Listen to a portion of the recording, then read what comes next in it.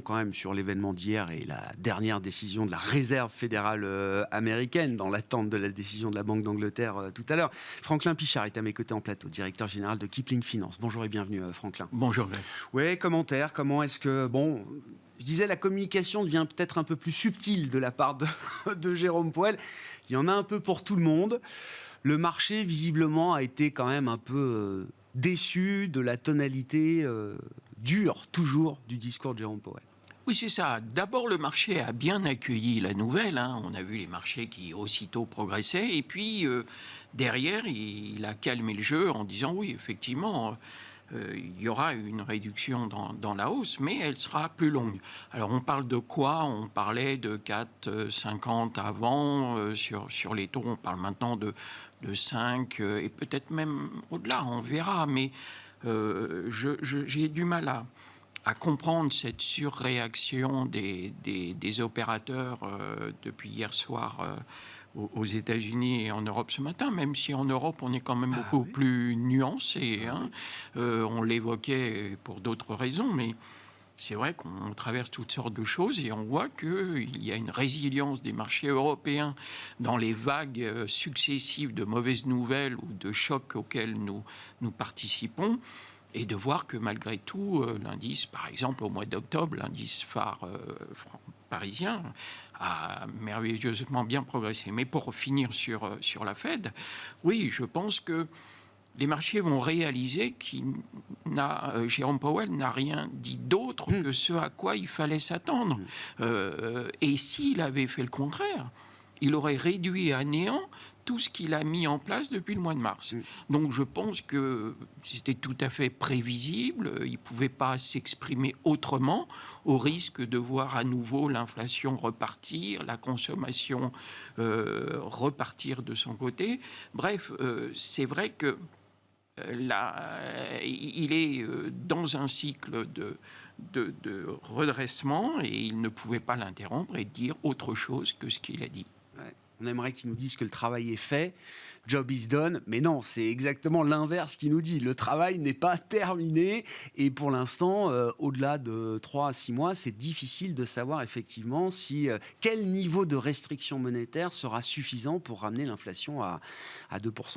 Oui, et je crois que là encore, c'est plutôt un élément positif, c'est-à-dire qu'on va pouvoir piloter en fonction de l'actualité économique. On a eu trop peur pendant des semaines et des mois qu'ils réagissent uniquement par rapport à l'inflation sans se préoccuper de l'économie.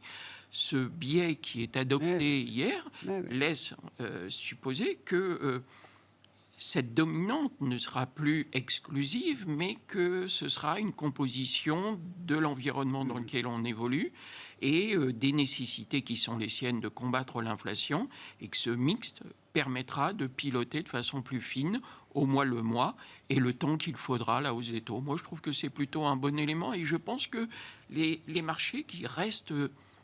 Encore maintenant, les pronostics ne sont pas déjoués dans une dynamique positive, va peut-être digérer cette nouvelle pendant 1 ou 2 séances, mais la dynamique haussière n'est en tout cas pas stoppée à cause de cet événement qu'on attendait depuis des semaines. Le discours semble assez équilibré. Effectivement, la phrase clé pour les colombes d'Ovich, c'est de dire, effectivement, après près de 400 points de base de hausse de taux cumulés en 6-9 mois, les effets d'inertie de la politique monétaire, on va être beaucoup plus attentif désormais aux effets de notre politique monétaire sur l'économie réelle et on va surveiller également les développements économiques et financiers dans notre balance des risques. Et donc effectivement, cette phrase, elle n'apparaissait pas les mois précédents, elle apparaît aujourd'hui. Il y a quand même l'idée que la Fed entre peut-être dans une nouvelle phase de sa normalisation de politique monétaire, même si elle ne signale pas la fin de la normalisation de sa politique monétaire aujourd'hui. Venons-en quand même, effectivement, vous l'avez déjà dit d'un mot, aux leçons du mois d'octobre. Moi, j'ai encore envie de tirer les enseignements de ce mois d'octobre, qui a été, pour un mois d'octobre, un des meilleurs, je crois, depuis le milieu des années 70, nous a-t-on raconté. Le rebond a été assez spectaculaire. Il s'est fait contre vents et marées, malgré, par exemple, la chute des GAFAM sur le marché américain. Ça n'a pas empêché l'Europe de progresser jusqu'à quasiment 10%, on l'a vu, par rapport au point bas qu'on marquait fin septembre. Oui, je faisais partie des sceptiques il y a un mois à peu près qui considéraient que la période des publications du T3 ne serait certainement pas en soutien à l'environnement global, géopolitique, macro auquel nous sommes confrontés.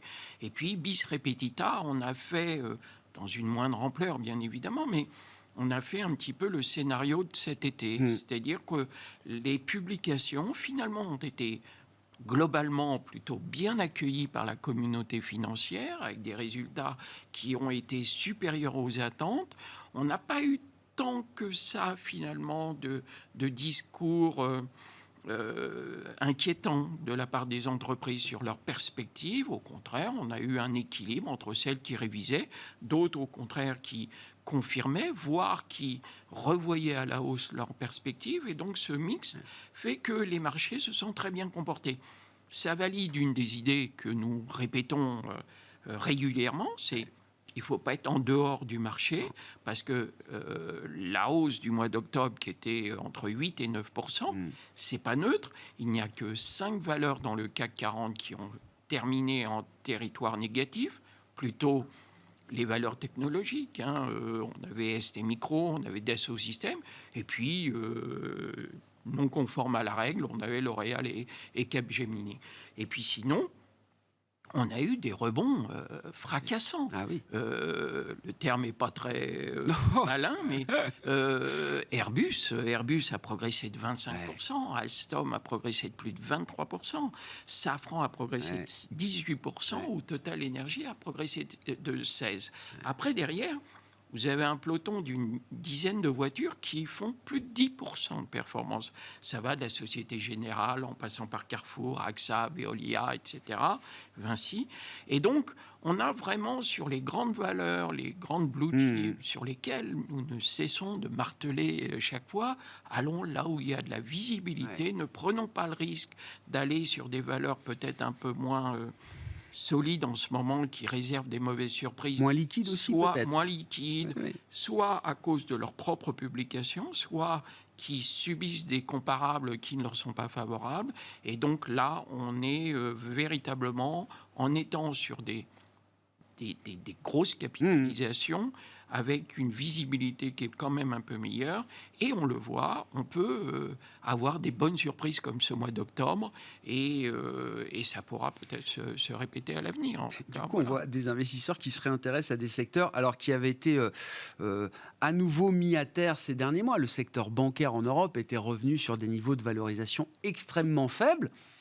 Les résultats de BNP Paribas, alors toujours le best in class ou un des meilleurs élèves du secteur bancaire, montre qu'il y a quand même une solidité dans les performances opérationnelles des banques aujourd'hui. Ben oui, BNP, c'est plus de 10% de résultats. Et puis, on voit que les opérations de financement qui marquent le pas sont compensées par les activités de marché. Et malgré tout, on sait que les charges ont été un petit peu plus importantes cette fois-ci. Bon, mais le secteur est bien accueilli. Mais d'ailleurs, les premières publications des banques américaines avaient donné un petit peu le là. Et c'est vrai que l'ensemble des financières, vous aviez juste avant un représentant de Barclays. Barclays, avec sa hausse de 75 points de base, le secteur bancaire britannique va surfer sur cette hausse des taux et sort des résultats très supérieurs à ce qui pouvait sortir en 21. Donc oui, le secteur financier, les investisseurs ont peut-être été un petit peu longs à la détente pour le reprendre en compte dans leur stratégie d'investissement. Mais c'est vrai qu'aujourd'hui, les bancaires profitent quand même du mouvement et on le voit à l'image de la publication de BNP aujourd'hui. Effectivement, alors dans les publications qui marquent les esprits aujourd'hui, alors peut-être effectivement l'exemple que certaines déceptions méritent encore des sanctions, peut-être, c'est l'exemple de Legrand. Entreprise de grande qualité, évidemment, impeccable sur le track record long terme, il n'y a aucun souci là-dessus. Néanmoins, c'est le type d'entreprise de valeur boursière qui, dès qu'elle déçoit un peu, se fait sanctionner encore lourdement. C'est une baisse de 6-7% pour Legrand aujourd'hui. Oui, parce que les résultats publiés, finalement, selon les brokers qu'on lit, sont soit conformes aux attentes, soit même un peu mieux qu'attendus pour certains. On a quand même eu des résultats sur 9 mois qui étaient un chiffre d'affaires en hausse de 10%. Donc sur sur les 6 premiers mois, Ouais, c'est ça. on va dire, Ouais. tout allait bien. Ouais. Et puis, c'est vrai que dans la communication du groupe, et je fais référence au papier que sortent les analystes qui ont des communications privées téléphoniques avec l'entreprise, quand ils essayaient d'aller dans le dur sur la publication du T3, Legrand voulait plutôt mettre en avant les résultats Les 9 mois. premiers Oui, c'est mois. ça, d'accord. Diluer un peu le troisième trimestre dans on va diluer. les résultats des 9 premiers mois de l'année. Exactement. D'accord. Et quand j'ai quitté le bureau, Legrand baissait de 8%. Ouais, ouais. Et effectivement, ce que les marchés sanctionnent, on est typiquement dans le cas d'une société, vous le dites vous-même, hein, qui ne démérite pas, Ah bon, qui est un leader absolument incontesté, mais le léger flottement sur la période à venir et la période du troisième trimestre fait que les investisseurs ne veulent pas entendre ce discours et préfèrent arbitrer au profit d'une société équivalente ou dans un autre secteur, mais qui offrira une perspective plus intéressante. Donc la sanction est lourde, mais je ne doute pas une seconde qu'effectivement, sur une perspective moyen terme, ça peut être un moment pour rentrer sur le grand et profiter de ces accidents de marché comme il se produit aujourd'hui. Un mot pour finir, alors d'une valeur qu'on a du mal à classer dans le secteur automobile, c'est Ferrari qui publiait hier ses résultats. D'ailleurs, personne dans la communauté des analystes ne compare Ferrari à d'autres constructeurs automobiles aujourd'hui, Franklin. Non, et justement, je regardais, puisque Ferrari a publié des résultats absolument formidables, largement supérieurs aux attentes, il coche un petit peu toutes les cases, c'est-à-dire qu'il y a un profil très défensif dans Ferrari, elle surprend, il y a une résilience des commandes, on le sait, quand il y a une crise économique, quand tout va pas bien, le secteur du luxe et l'automobile de luxe ne souffrent absolument pas de cette pénurie. Et comme vous le soulignez, j'étais pas amusé parce que maintenant on le sait, mais je vois que pour regarder comment elle se situait, un broker, Odo, pour ne pas le nommer, comparait et considérait que le titre était sous-évalué par rapport à Hermès. Oui, c'est ça. Voilà, et que la décote par rapport à Hermès était de 20%.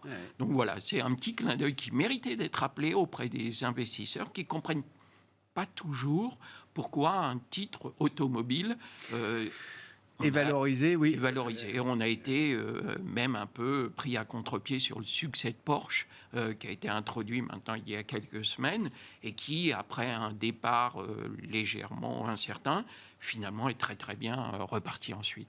Merci beaucoup Franklin. Merci pour ce point sur la situation des marchés et des marchés actions, notamment en Europe. Franklin Pichard, directeur général de Kipling Finance, avec nous en plateau pour cette édition de la mi-journée de Smart Bourse sur Bismart.